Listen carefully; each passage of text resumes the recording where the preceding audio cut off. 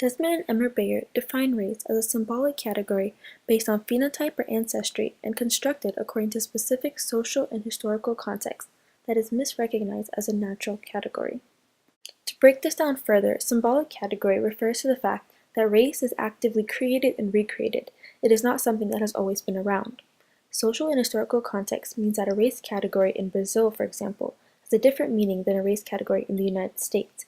This also means that race categories have different meanings in different time eras. Natural category means that even though race was created, it is seen as concrete and fixed. Race exists both socially and culturally. Race is perceived based on what an individual looks like, features such as skin color, eyes, nose, hair, and body type. We as humans define what race is. It is not something that can be biologically determined. Prejudice exists as an individual bias. It has an emotional component and is based on assumptions that are unjustified and not based on facts. For example, choosing not to associate with another race simply because you feel that it will harm your social status is prejudice.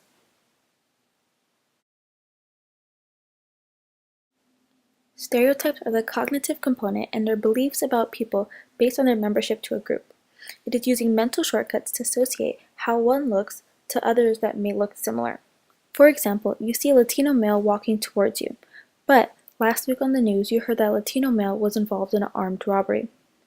As a result, you quickly move to the other side of the street because this man most likely has the same tendencies. Discrimination is behavior manifested from prejudice or stereotypes. It can be individual or institutional. They can be obvious, such as harassment, or less obvious, such as job market discrimination, or discrimination by policy, such as the Kentucky high school that banned dreadlocks and cornrows, that specifically target one group over others. So how does this manifest in our daily lives? Let's take a look at Santa Clara University. Individuals may hold on to prejudice against African Americans or have stereotypes, such as the often assuming that Black students go to San Jose State. This can manifest in discrimination, for example, at parties, by either not letting African American students in or asking to see their student IDs while not asking anyone else. Stereotypes, such as those generated by the media, can manifest as discrimination when a student calls out in front of swig, "Shut your watermelon-eating monkey asses up." More recently, prejudice towards Latinos can manifest as discrimination in the repeated vandalism of the 43 silhouettes that were in front of St. Joseph's Hall that were meant to be a memorial of the missing Mexican students. These are just a few examples of what prejudice, stereotypes, and discrimination may look like in our daily lives. However, it will not always be obvious to everyone.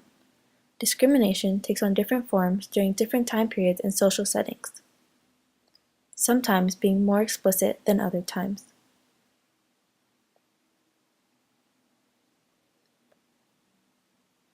The recent election has allowed discrimination to re-enter as center stage, but we as society have some power to condemn these actions and to speak out.